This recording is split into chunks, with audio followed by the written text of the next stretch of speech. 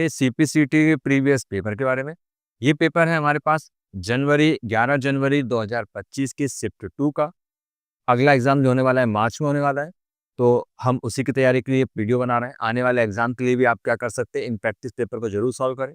ये latest paper है। चलिए शुरू करते हैं। इस वीडियो में हम समझेंगे कौन-कौन से क्वेश्चन्स आए थे और किस तरह के ऑप्शन हमसे पूछे गए।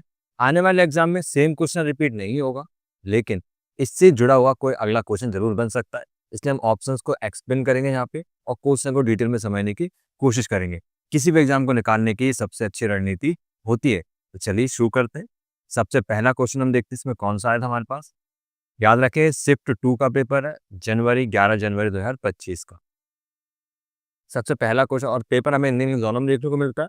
तो अगर आपको हिंदी में कुछ प्रॉब्लम हो तो आप इंग्लिश में देखें, इंग्लिश में समझ में ना आए तो कुछ हिंदी में देखें। क्योंकि कुछ ज़्यादा हिंदी होने से बहुत सी प्रॉब्लम्स हमें देखने को मिलती हैं। तो आप वहाँ पे क्वेश्चन की लैंग्वेज को सेट कर सकते हैं। ऊपर आपको एक ऑप्शन दिखाई देता है, जिसमें आप इंग्लिश या फिर ड्रॉप डाउन लिस्ट पे चूज़ करके आप हिंदी, उस क्वेश्चन को आप दोनों लैंग्वेज में कभी भी कैसे भी देख सकते हैं। पेपर के स्टार्टिंग में जब आपसे पूछा जाता है लैंग्वेज कौन सी चूज़ करनी है, तो आप चूज़ करना है मान लो हिंदी, तो आपका पूरा पेपर हिंदी में आएगा। लेकिन जब आप पर्टिकुलर क्वेश्चन पे आओगे और आप उसे अब हिंदी से इंग्लिश में देखना चाहते हैं, हर क्वेश्चन पे भी लैंग्वेज चेंज करने का ऑप्शन आपको दिखाई देता है। तो इसमें घबराने वाली बात नहीं कि शुरू में गलती से अगर हमने हिंदी चूज़ कर लिया तो प्रॉब्लम तो नहीं होगी, नहीं होगी। आप हिंदी से इंग्लिश में शिफ्ट कर सकते हैं और बाद में इंग्लिश से हिंदी में भी शिफ्ट कर सकते हैं। तो पहला क्वेश्चन हमारे पास, a small figure on the computer desktop screen with program name is called menu, photo, modern, modem या आइकन। तो आंसर तो आपको देख ही रहा है, क्वेश्चन को समझते हैं। एक कंप्यूटर डेस्कटॉप स्क्रीन पर नाम से छोटी-छोटी आकृति क्या कहते हैं? तो यहाँ बात हो रही है किसकी? इनकी। ये छोटी-छोटी आकृति दिख रही है ना, इन्हें हम क्या बोलते हैं? तो हम सभी जानते हैं इन्हें क्या बोलते हैं? डेस्कटॉप।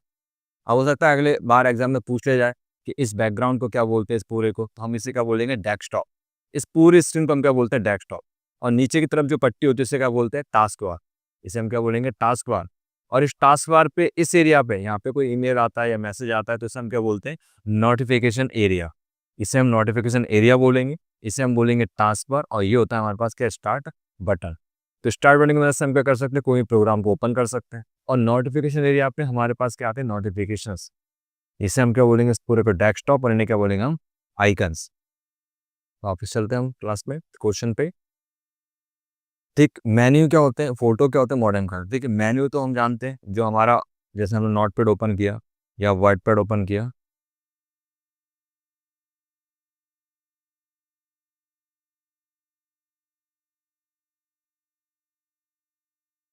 देखिए ये जो दिख रहा है विंडो, इसके अंदर जो फाइल एडिट व्यू दिख रहा है इन्हें हम बोलते हैं क्या?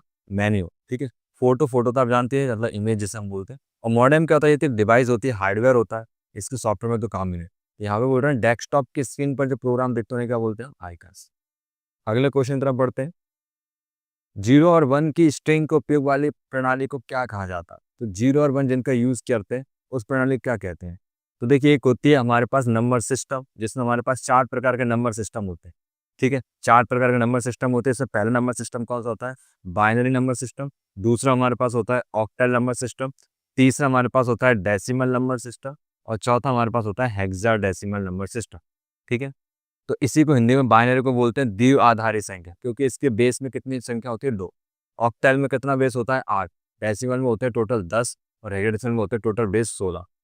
अगर कोई नंबर लिखा है मान लो 256, हमें पता करना है किस में लिखा है? बाइनरी में, ऑक्टल में, डेसिमल में, हेक्साडेसिमल में।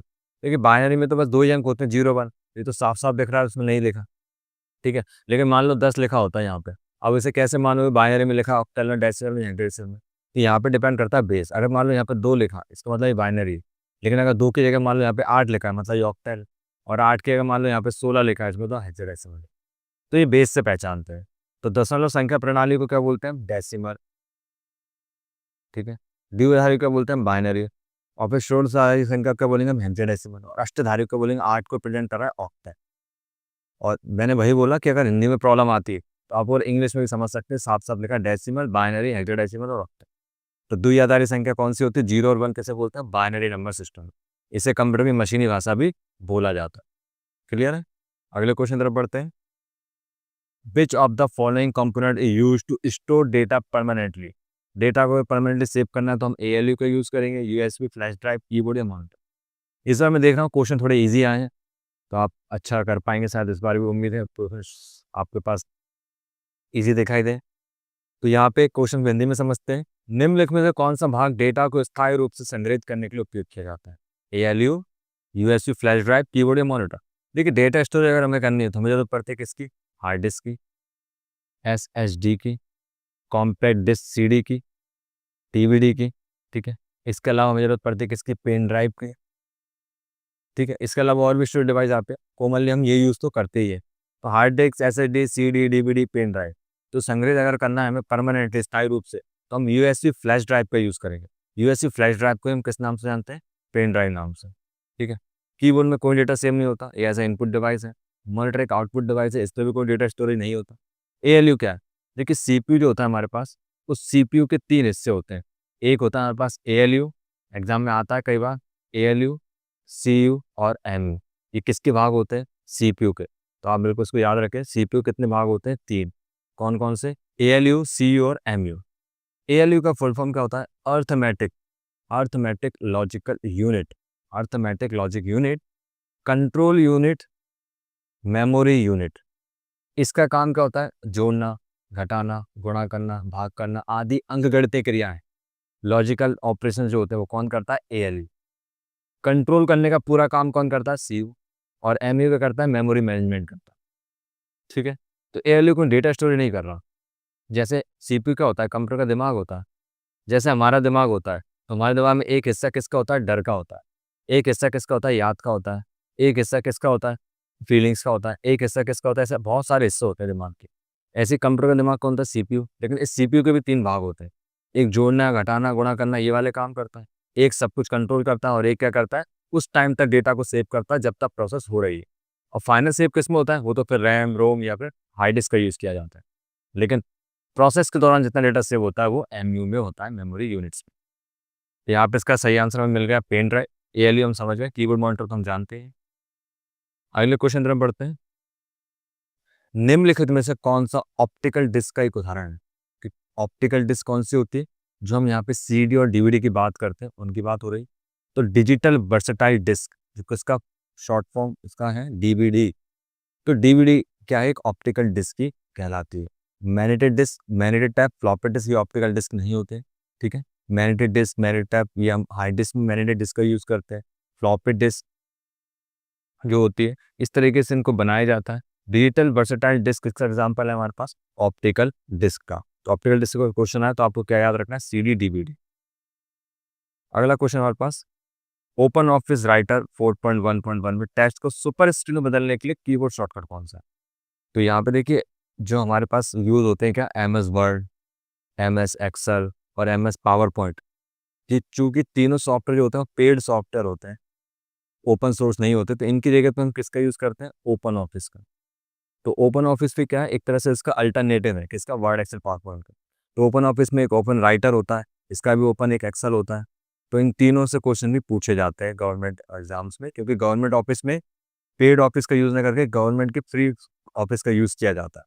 तो उसी में से क्वेश्चन पूछा गया, ये बिल्कुल MS वर्ड जैसे ऑप्शंस होते हैं, बस थोड़े से डिफरेंस होते हैं। तो सुपर स्क्रिप्ट जैसे आप सभी जानते हैं, अगर मेरे पास यहाँ पे लिखा है क्लास 12th, तो TH हम कहाँ लिखेंगे? ऊपर। तो ऊपर लिखने को हमको बोलते हैं सुपर स्क्रिप्ट, ठीक है। MS वर्ड में इसका शॉर्टकट क्या होता है? कंट्रोल प्लस शिफ्ट प्लस बराबर, ठीक है। कंट्रोल प्लस शिफ्ट प्लस बराबर MS वर्ड में से सुपर स्क्रिप्ट कर सकते हैं। और कंट्रोल प्लस बराबर इससे करते हैं सब स्क्रिप्ट। सब स्क्रिप्ट का मतलब होता है, जैसे हमने लिखा लॉग 10, तो 10 नीचे आ रहा है ना, तो ये किससे आएगा? कंट्रोल प्लस बराबर से। अगर ऐसा समझ में आया तो प्रैक्टिकल में एक बार देख लेते हैं।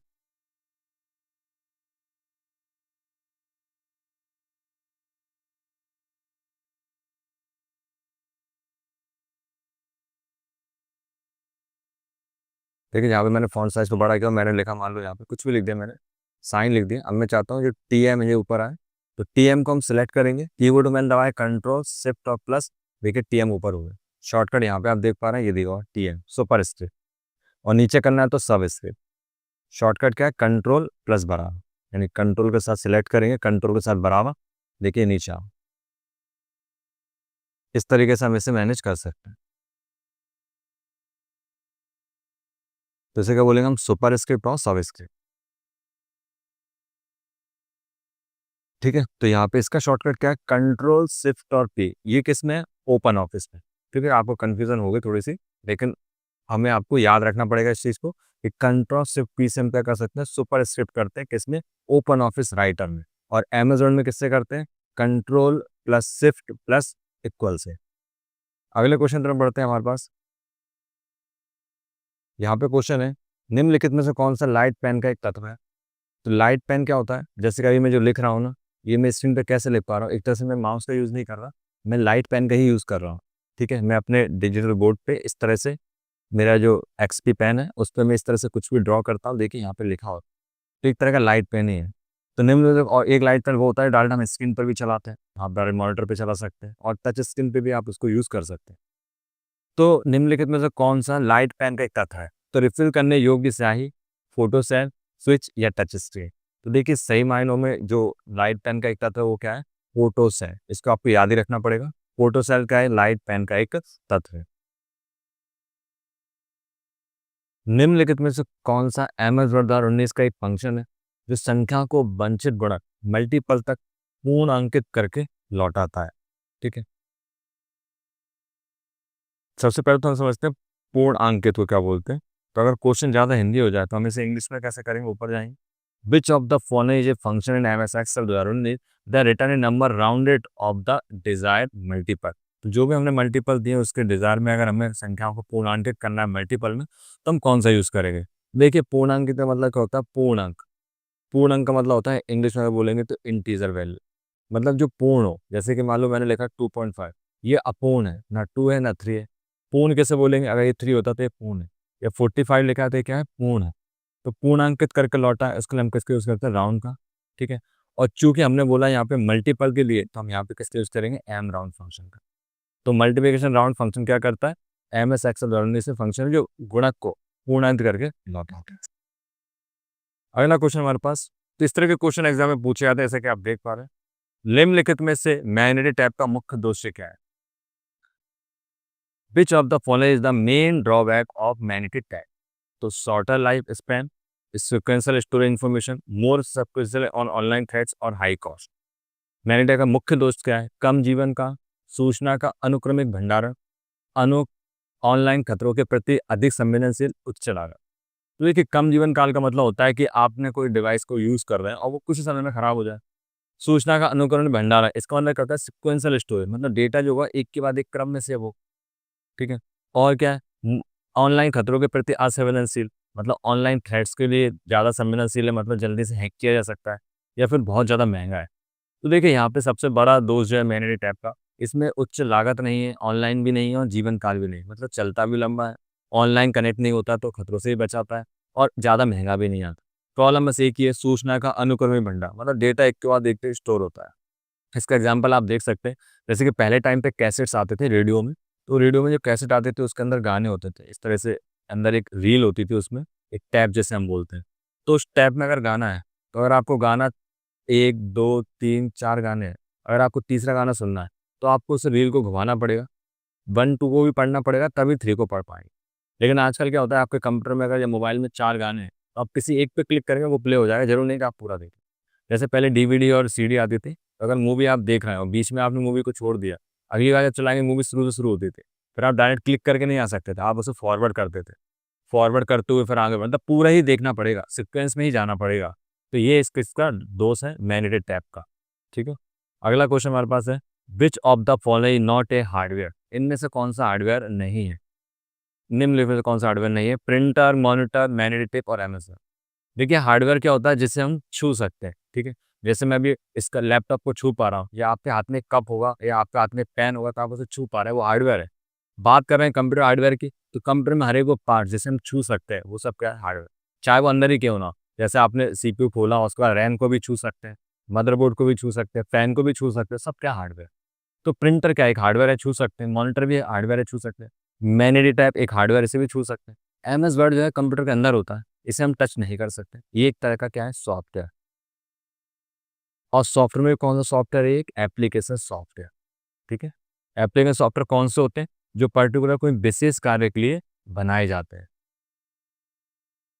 तो एग्जाम में अगर ऐसा क्वेश्चन आए तो आप इजीली इसको सॉल्व कर पाएंगे। तो हार्डवेयर क्या होता है, इसे हम छू सकते हैं, और सॉफ्टवेयर क्या होता है, इसे हम छू नहीं सकते। दूसरे केस में सॉफ्टवेयर एक तरह की एप्लीकेशंस होती हैं जो पर्टिकुलर किसी विशेष काम के लिए बनाई जाती हैं।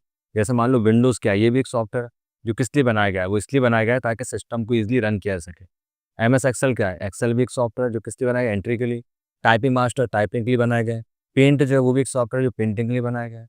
ठीक है? तो ऐसे किस काम के लिए कोई सॉफ्टवेयर बनाए जाते हैं जिनका एक पर्टिकुलर विशेष कार्य होता है, उन्हें हम एप्लीकेशन बोलते हैं। और ऐसे सॉफ्टवेयर जो पूरी मशीन को चलाते हैं उन्हें हम क्या बोलते हैं, सिस्टम सॉफ्टवेयर। क्या बोलेंगे, सिस्टम सॉफ्टवेयर। तो हमने समझे सॉफ्टवेयर दो टाइप्स के मिले हमें। एक एप्लीकेशन सॉफ्टवेयर जो एप्लीकेशंस होती हैं उनको रन करता है, ऐप्स को शॉर्ट में ऐप बोलते हैं, जैसे कि MS Word, Excel, PowerPoint, ये क्या है, एप्लीकेशन सॉफ्टवेयर। सिस्टम सॉफ्टवेयर का एग्जाम्पल में बात करें तो क्या है, विंडोज़, लाइनेक्स, यूनिक्स, ये क्या है, सिस्टम सॉफ्टवेयर। इसके अलावा प्रोप्राइटरी सॉफ्टवेयर और होते हैं।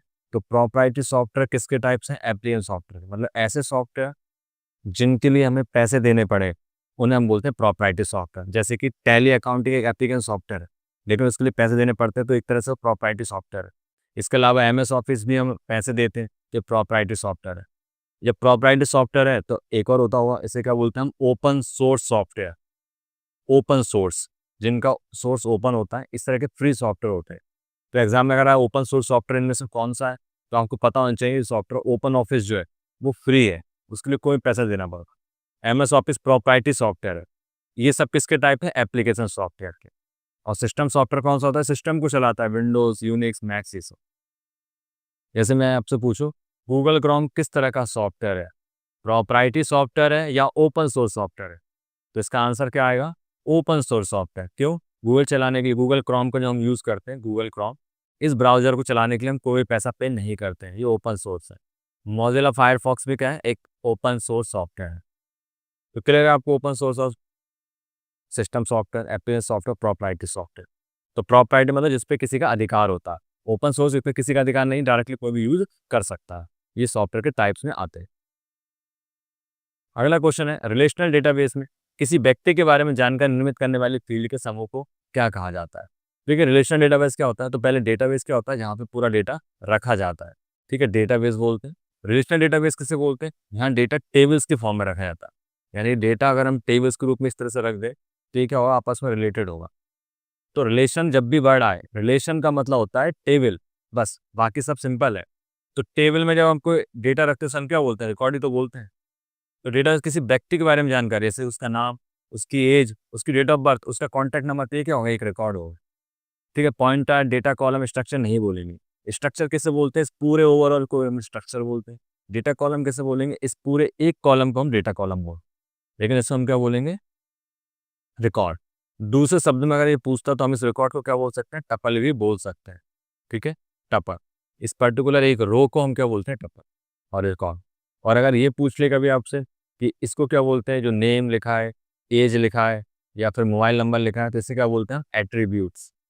एट्रीब्यूट्स, इस कॉलम के अंदर जो हेडिंग होती है उसे हम एट्रीब्यूट बोलते हैं। एट्री रिलेशन में क्या होता है, टेबल में क्या होता है, टेबल में डेटा होता है, और डेटा किस आधार पर होता है, हमारे फील्ड के आधार पर या एट्रीब्यूट्स के आधार पर। यहाँ पे अगर लिखा है नंबर, यहाँ लिखा है आईडी, और यहाँ लिखा है नेम, तो इसमें से अगर हम देखें तो जो एंट्री होगी इसे क्या बोलेंगे हम, रिकॉर्ड। इसको हम क्या बोलेंगे, रिलेशन। किसको बोल रहे हैं, पूरे टेबल को, इस पूरे टेबल को रिलेशन बोल रहे हैं। इस एंट्री को हम क्या बोल रहे हैं, रिकॉर्ड। और ये ऊपर नंबर, आईडी, नेम लिखा है, इसे क्या बोलेंगे हम, एट्रीब्यूट्स। एट्रीब्यूट्स, सॉरी इधर लिख देते हैं, एट्रीब्यूट्स, इसे एट्रीब्यूट्स बोलेंगे। ठीक, और इसका नाम क्या रखेंगे, डेटा को रखेंगे, जो भी हम रखना चाहते हैं। तो उम्मीद है आपको ये क्वेश्चन समझ में आएंगे। आने वाली वीडियो में और भी क्वेश्चन के बारे में बात करेंगे। Thanks for watching.